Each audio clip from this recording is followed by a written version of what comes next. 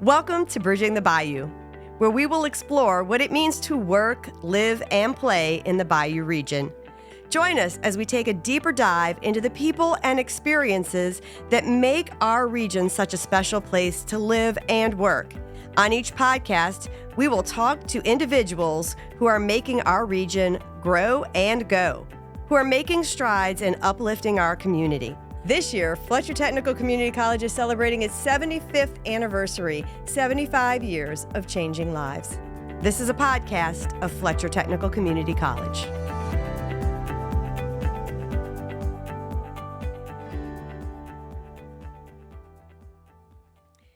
Welcome to Bridging the Bayou, the podcast of Fletcher Technical Community College.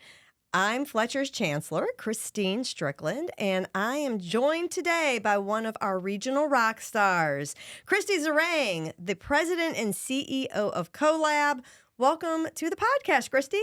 Thank you so much for having me, and I would like for you to just sit on my shoulder and just tell me that I'm a regional rock star all the time. You got it. You got it. I might make you a little trophy. Yes, that'd be great.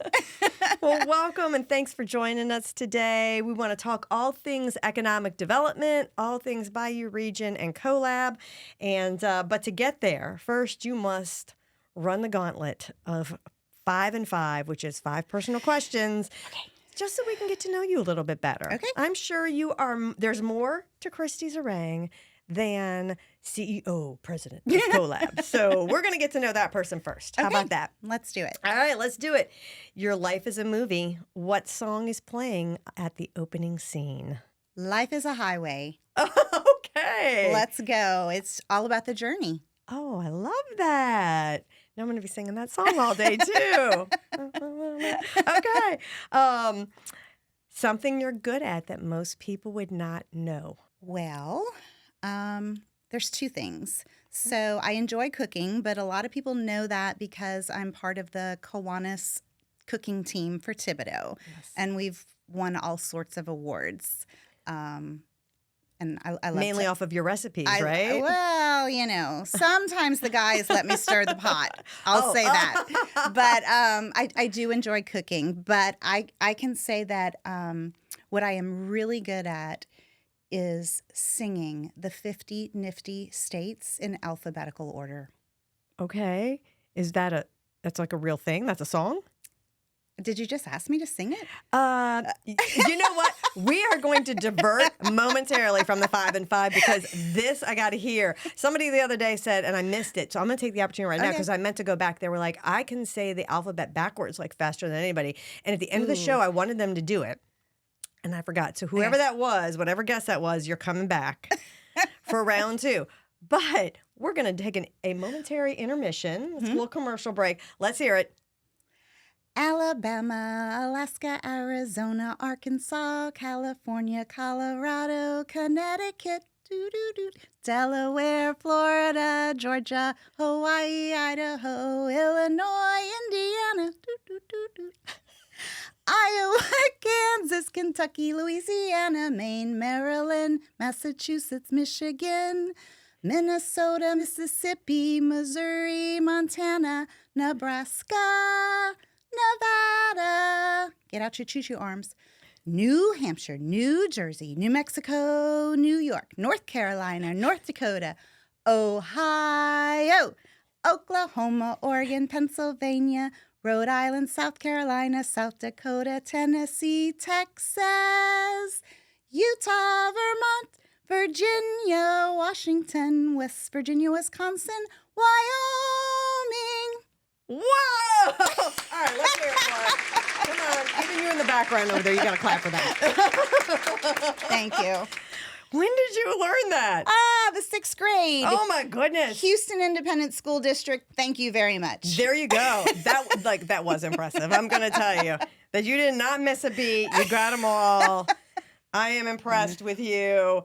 At some point, we can do a sing-off. I actually have a preposition song that I knew. Oh, I learned in okay. 6th grade, yeah. All right. So, isn't it funny, though, how those things stick with you over the course of your lifetime? It's amazing. I feel like at some point I am definitely going to win a drinking game with that. Absolutely. And so I keep practicing. Okay. Yeah, I'm not letting it I'm go. keeping that in the back pocket on some sort of trivia thing. I'm going to be like, let me whip out Christy Zeringue right here. I'm going to play the Christy Zeringue state song card. I'm your phone a friend. Oh, yes. My lifeline. Okay.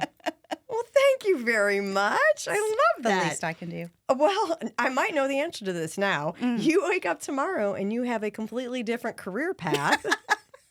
Is it singing the States or is it something else?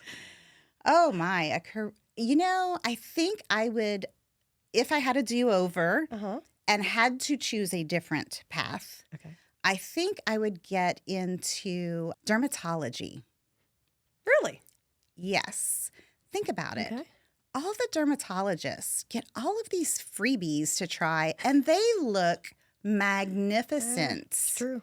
I mean, everyone wants to look young, especially as we age, and I think they were onto something choosing that career path. All right. Yeah. That's very true, though. They always have the best skin. They always have the You're best right. skin. Okay. Mm-hmm. Maybe. All right. Well, if you decide Colab is not your path, maybe dermatology is what's next. Or maybe one of the boys can go into dermatology. Good call. Something. Right. It's always a good idea as well. Children out there, Yes. help support your parents as we That's age. Pick a career that will help us along the way. All right. What's the simplest thing that can make you happy and put a smile on your face? Food is my love language. I love cooking for people, and filling their belly fills my soul. Oh. Yeah. So if a friend is ill, I am going to be delivering them something. If we have a family gathering, it is always at my house. And when they ask what they can bring, they're not bringing food because I'm providing all of it. So that it is absolutely, that's my go-to. Yeah. Okay. Is that all food is your love language? There isn't much food that I don't care for. Okay. I'll do all the weird things. I love raw oysters. I eat anchovies. I'm not big on raw or uncooked yolks. Right. I don't care for that. But other than that, it's just Okay, that's I good love to that. know. So Kraft macaroni and cheese in a box, you love it, is what I just heard. We have spoken about this, Christine. There's life outside the box. That is a little bit of an inside joke. I happen to love me some Velveeta mac and cheese shells. So Christy does not think that is the finest of the food groups. No. We will continue to disagree on that point. There's definitely something to be said about a homemade cheese sauce. Okay. Yeah, but still, in the little silver bag. It's just amazing. All right. Last but not least, you are having dinner with your younger self. What advice are you giving them? I feel like I spent a lot of time trying to please people. I feel like I am somewhat of a people pleaser, and you tend, as a people pleaser, to put yourself last in a lot of situations. And I'm a Pisces. I'm a giver all through and through. But just to take a moment to love yourself and give yourself grace and trust that you're making the right decisions. Great advice. Okay. Great advice. Well, thank you for sharing a little bit about yourself and apparently your many talents beyond being CEO. But let's talk a little bit about Colab and about economic development. I want to make sure everybody knows the good things that are happening in the region. So let's start with really basics. For those who are out there watching and listening who do not know what Colab is, what is Colab? Okay. Mom, I'm talking to you here. So, she still doesn't know exactly what I do. So Colab is one of 8 regional economic development organizations as defined by the state, LED, Louisiana Economic Development. Okay. So each region has a certain number of parishes that that they advocate for and take care of and provide services. And Colab services the parishes of Assumption, Lafourche, St. Mary, and Terrebonne. So we are the Bayou Region Economic Development Organization. And what is economic development? Because it's kind of a catch-all. You know, it's everything, but still what? All at once? Yeah, no, and look, I think a lot of people would also say it is seemingly what everybody says is the answer to what ails our state right now. So tell us, what is it? Yes. So for us, economic development is making sure that the business and industry who are currently here in the Bayou region, those are our top priority. We want to make sure that they can continue to grow and expand and prosper. So that's one leg of the chair. Additionally, we want to bring in new business and industry. So we do some business retention and expansion, and then we do some prospecting. You know, we want to bring in the newer businesses in the area. We have a huge focus on workforce. So that's the third leg, because business cannot grow and we can't bring in new businesses if we don't have the talent to support that. And then the fourth leg is quality of life or quality of place, because you can have all of the industry and all of the talent, but if they don't have good quality of life, good schools, good infrastructure, we've talked a lot about third places. I'd love to get into that a little bit. Yeah. So things that would keep them here or attract new talent to the area. That's what we do for the Bayou region. And we work directly with our local partners. So each parish has their own local economic development arm. And so we work directly hand in hand with them and also with LED to make sure that those four legs are taken care of for the Bayou region. Awesome. Well, very good. Thank you for that description and that explanation. I think that's really, really helpful. So let's start off with, many people might know the agency and the organization that you just talked about under an old name, which was SELEC, which was the South Louisiana Economic Council, right? So you just recently, though, led the organization through this rebranding to what is now Colab. And I'm just wondering, can you talk a little bit about what inspired that transformation and why the rebranding and the name change? Yes. So SELEC was about 35 years old. They started, I think, sometime in the 90s. SELEC had been doing exactly the things that we were talking about, and they were under one leader that entire time, Mr. Vic Lafont, who is a legend in the economic development space. He served as president of so many different regional and state economic boards. And when he retired in October of last year, I thought this is the perfect time to rebrand, to reinvent. We really wanted to serve the four parish area in a greater way. And we decided we couldn't continue under the same name and say we're different. Yeah. So we felt that it was a good time to really kind of take a step back, talk to our stakeholders, talk to our parish leaders, find out exactly what they wanted from the organization, and then do an entire rebrand. So it's not just, a name change. Right.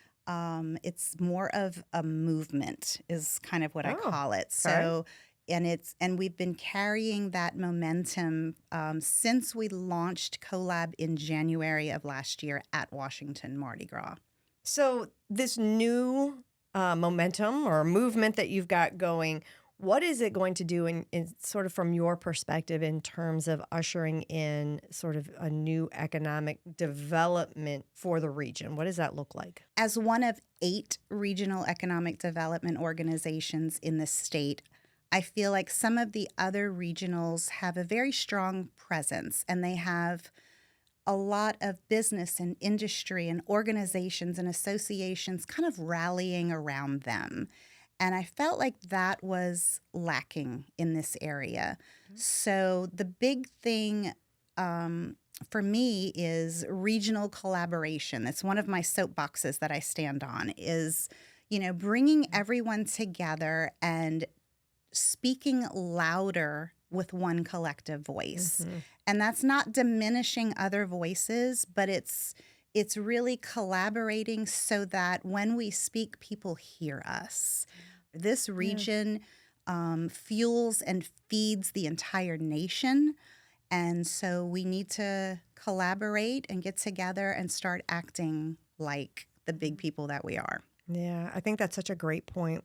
And I know we've had conversations about that between us and then with other folks within the community, is that there are a lot of competing voices at the table, especially when we're talking about recruitment of new businesses, even the retention and retaining our current businesses and not having them relocate somewhere else. But in addition to that, resources. I mean, there isn't an endless pot of money out there. And so we have to make sure that we are at the table, that we are being heard, and that who we are as a region and the needs that we have here are being articulated to those who are in the positions to make decisions.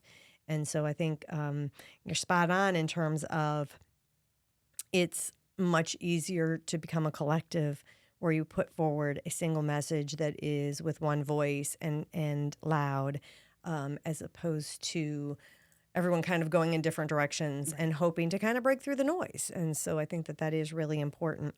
You mentioned just now one of the challenges, right, that's sort of facing us. What are some other challenges and opportunities that you see for our region in the next few years? One of the challenges that we're facing is the outward migration of really good talent. For a very long time, this region has been built on some legacy industries. Yes. And we are not getting away from those legacy industries. We have embraced them. We are all about all of the above energy. So our region has been rooted in oil and gas, but we have opportunities to expand our energy programs to include things outside of oil and gas. And we've also been rooted in shipbuilding, for example. Now we have the opportunity to add to that portfolio. We're not taking it away. Right. And we really want to build upon what we already have. There's Gulfcraft, now Saronic in St. Mary Parish. They are building 150-foot unmanned Navy ships. Wow. They're building a couple of them right now, but with their expansion, they are planning to crank out one a day. Oh my cow. Right here in St. Mary Parish. Wow. And then, Bollinger is doing a lot of defense contracts with the Coast Guard. We have K&B Machines right next door, who was almost exclusively oil and gas for quite some time with machine parts, and now they're doing aerospace. Yeah. So we know how to do the legacy stuff, and now it's just pivoting a bit and adding more pieces to the puzzle so that we're not so dependent on one industry. It's almost those transferable talents and skills. We know we talk about those with individuals who work, like what transferable skills do you have? And that is exactly it. Taking the cornerstone of what we know how to do so very well in the industries that are those legacy industries, but looking forward to say, okay, we know how to do this well, and there's some applicability to this new thing, and let's go after that. And then going back to that talent piece, it's all about creating our own narrative. For a long time, other people outside of our region have been talking about us. We've been relying on other people to create the narrative. And when we come together with one voice and we write our own narrative and we get our own message out there, that will help diminish some of the outward migration. Because right now, we are losing our best and brightest. We are losing those who have graduated with a 2 or a 4-year degree or even a master's degree. Those are the ones who are leaving. Why are they leaving? Well, they say it's because of, more opportunities elsewhere. We have the opportunities here. We just need to write our own narrative and talk about them. We are not just a blue-collar area. We have many white-collar positions in our region, and we need to stand up and talk about them. The blue-collar is extremely important. We stand on that. Yeah. We're going to continue to fill those positions. We're going to continue to need those positions. But it's time that we start writing the narrative about the opportunities that are here so that you don't have to leave and go get those opportunities elsewhere. There's new and shiny things in every area. And I feel like, the young graduate might say, "Ooh, look at that pretty shiny thing." Yeah. We need to start boasting about our own shiny things that no one else has. Yeah. And I think that that's what I'm most excited about is writing our own narrative. That is such a great point. Because I do think that sometimes our young professionals are lured away by opportunities. Nobody really ever clearly defines what those opportunities are, but supposedly they're those happening somewhere else. But you're right; those things are happening right here, and I think we have not really told that story very well, and so I think that that's important. And so let's take a minute and talk about, because I'm always take an opportunity to talk about workforce. And what we do here at Fletcher. And Colab, you have been just phenomenal partners with us here at Fletcher in this work. I know you're doing some regional collaboration in workforce with the team here and others in the community. But what are the challenges in workforce? What should we be focusing on?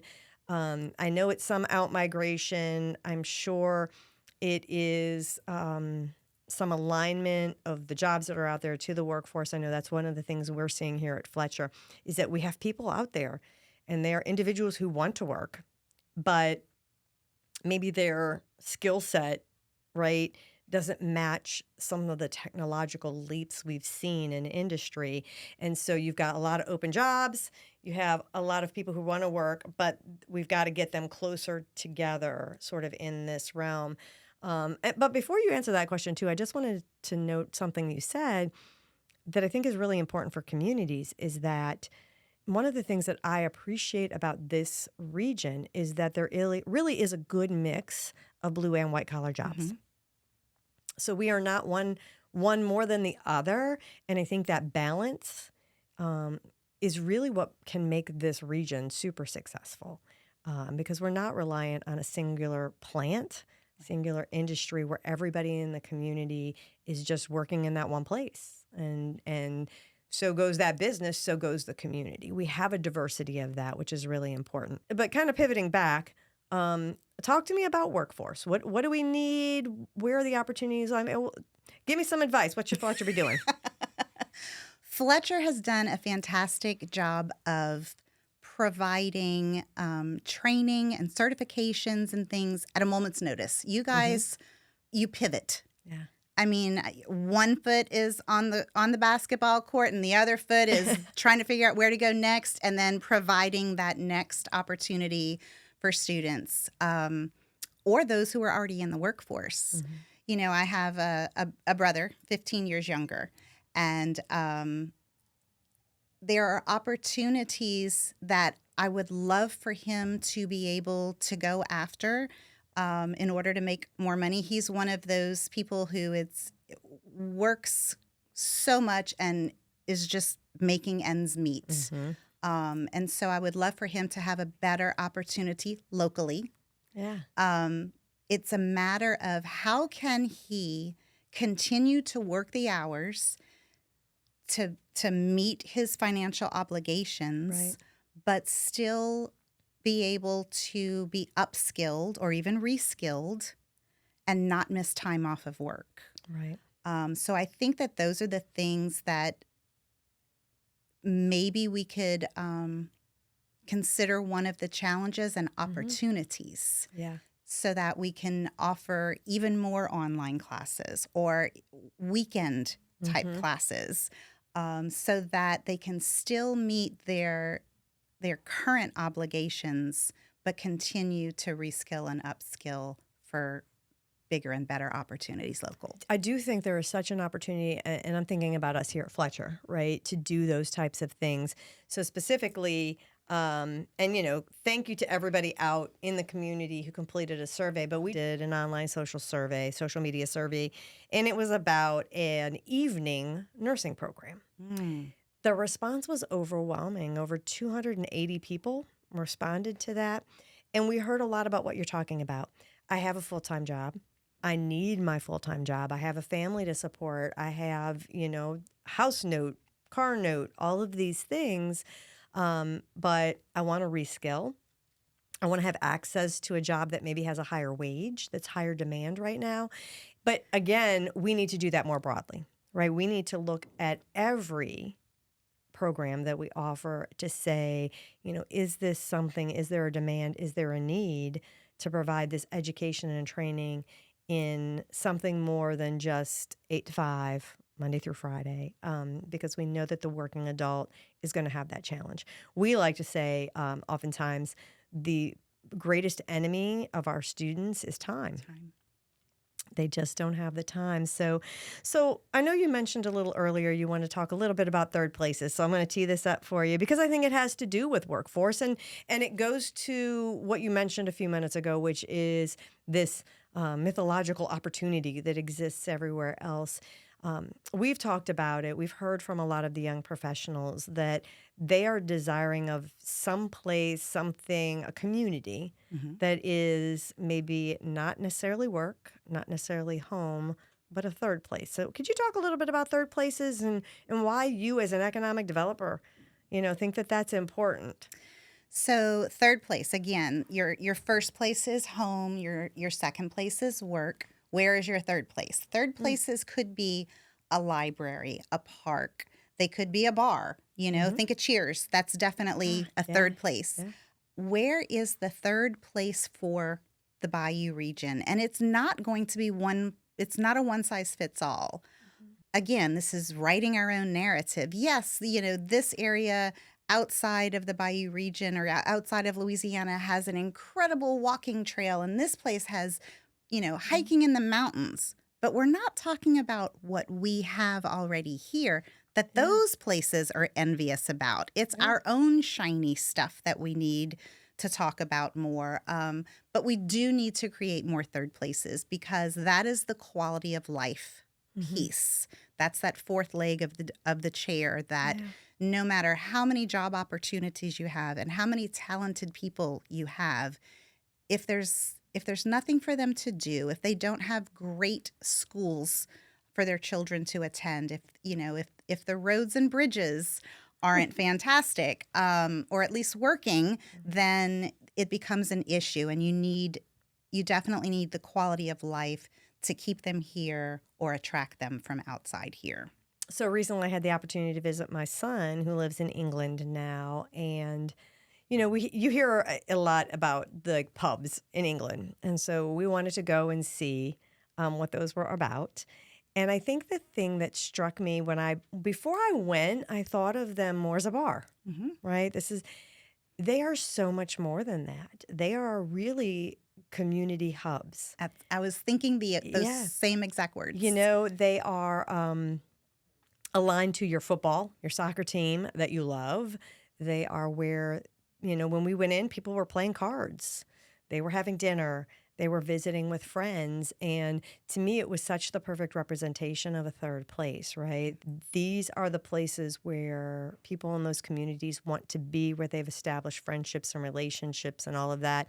I totally agree that trying to help our communities see what's available, see where they can get plugged in. We've talked recently with some young professionals, and I don't know that it's necessarily like build something and they will come, but it really is about having those foundational opportunities for connection that people really want. Even today, even though we like to talk a lot about, your community on Facebook or social media, I think a lot of people still want that in person. I get to see and talk to somebody. And I think we're real good in the region about creating a place for our seniors. They have their seniors, That's very true. Senior citizens centers and other things. And then the young families have the children's museums and the parks. But what about the in-between? Yeah. And even what about our high school age students? There's really nothing for them to call a third place unless, that's why a lot of them are so involved in athletics. So there's definitely some opportunity for our third places and our quality of life in the region. For sure. It used to be the mall for us back in the day. But I know. Still love a good mall. I'm dating myself, right? I know. I do too, right? I love the idea. I don't know if you've seen it online where they're like, take all the malls and convert them into like retirement communities for Gen X. And I'm like, I am behind that 100%. So maybe one day. Yes. Maybe one day. So I know that Colab does not do everything in isolation. You are not out there just taking on the world, recruiting all the businesses, retaining. There are a lot of different organizations and agencies in the community you work with. Do you want to take a moment to highlight some of those partnerships and what you feel like have been successes and wins for you all and for the region? Well, I want to first start within Colab. We have an incredible team. Chief Operating Officer is Christian Bergeron from formerly with Garrett Graves' office, the Bayou Region, and he's just done a fantastic job. I can't imagine hiring someone and not having to introduce this person to the outside world, and I feel like we can walk into a room together, separate, and then meet up at the end of the day and talk about all the people that we spoke to. I don't have to introduce him to a single person. So that's been a real blessing. We also have CTAC inside Colab, which is the Coastal Technical Assistance Center.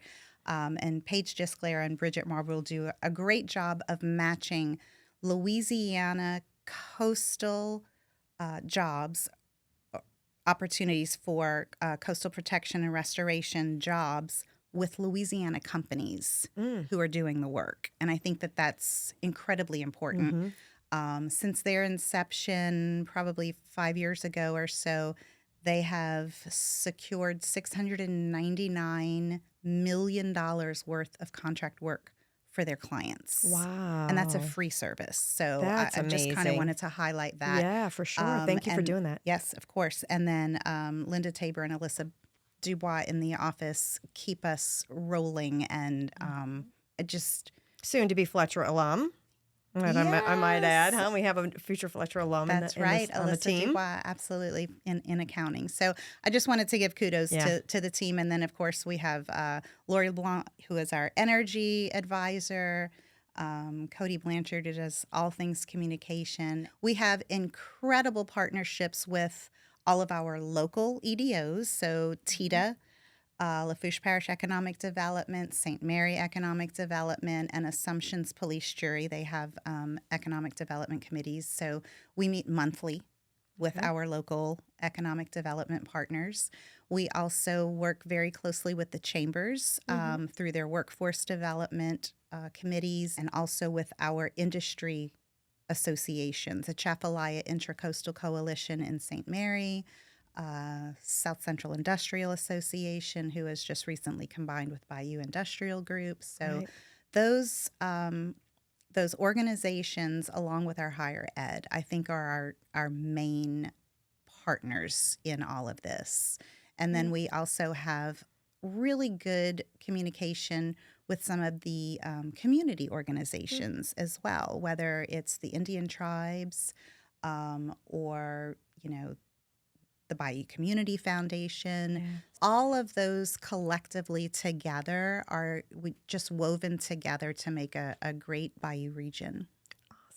Awesome. And thank you for mentioning CTAC. I wanted to make sure we got to that, and we'll talk about that just here a little bit more. But let's just take a moment and do some future gazing. Okay. So obviously you're in the heart of this work every day. What do you see on the horizon for our region in maybe the next 3 to 5 years that people can get excited about and can say, wow, look at all the good stuff that's happening in this region? Yes. So I mentioned Saronic and their expansion. We had a huge announcement in Terrebonne with the neuro IO, and then goodness. There's been so many, and then there's some that are still under NDAs that I can't tell you about. But there are some things coming, and what's exciting is that a lot of them are technology focused. And so I'm excited to see the area embracing technology, embracing AI. We're all using it as part of our daily lives. And, Nichols even has their gaming program that's working out really well there. I know that you guys are standing up cybersecurity. So technology is definitely going to be woven into the fabric of the Bayou region now and in the future. Fantastic. And I'll just say, I can't wait to hear us craft and tell the narrative. Yes. I think that that's going to be a really amazing step here in the next probably few months, if I had to guess.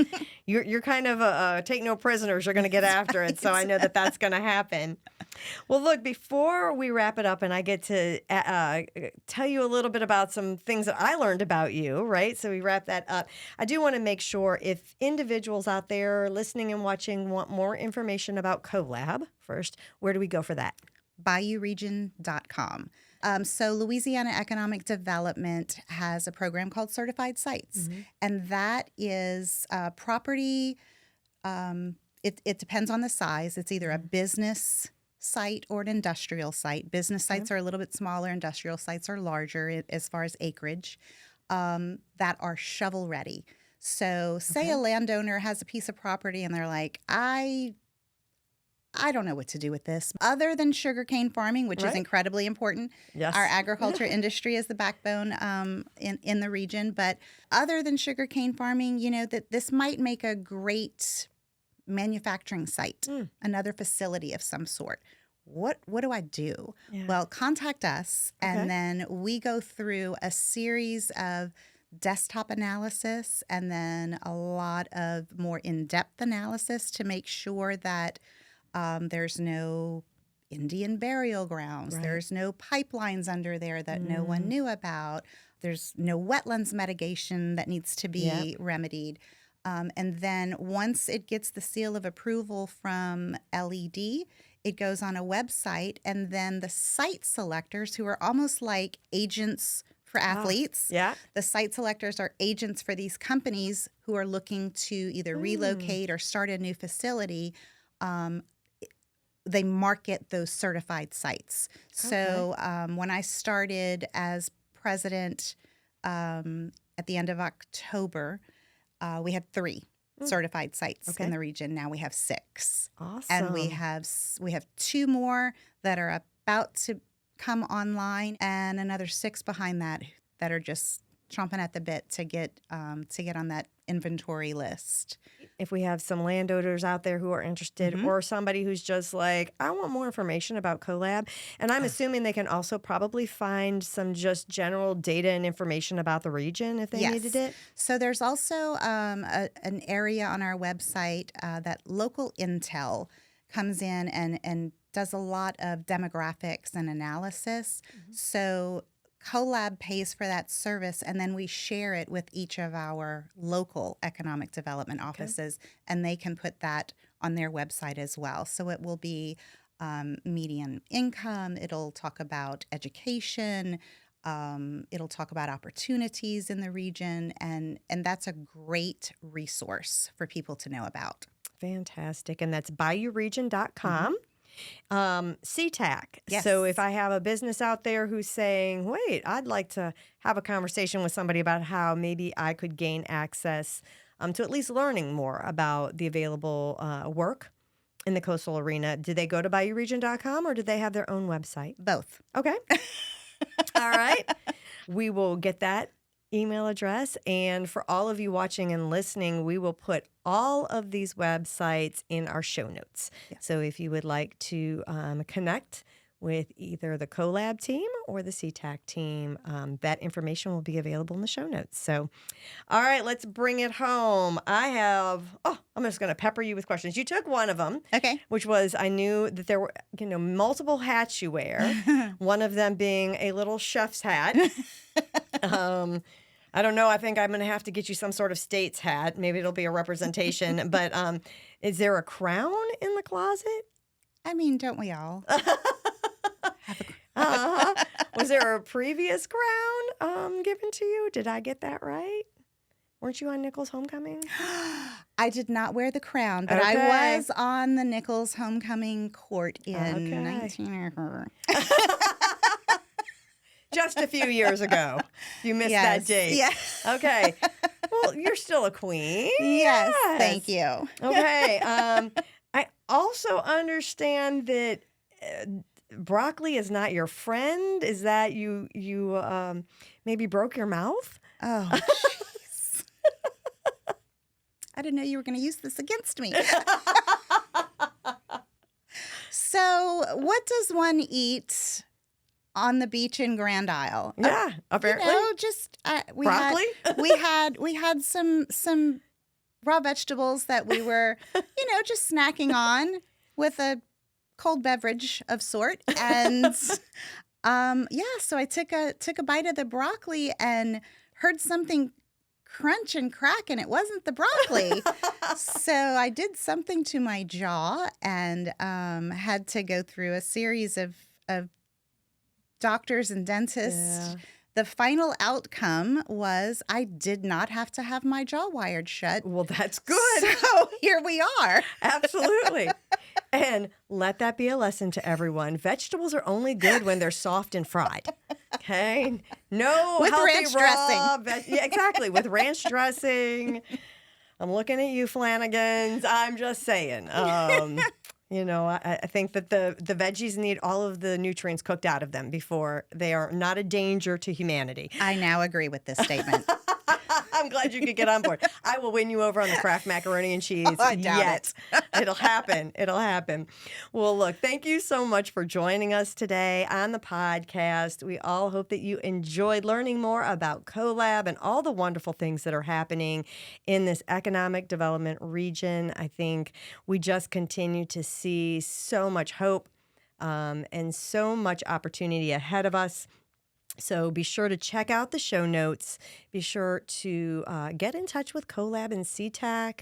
Lots going on, lots of ways to plug in and get involved and be a part of helping move our future forward, even if it is you have some suggestions on third places.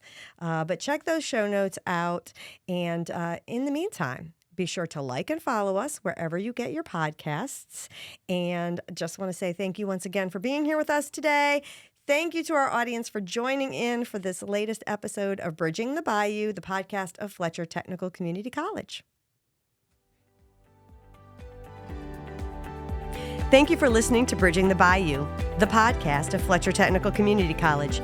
Be sure to like and subscribe wherever you get your podcasts.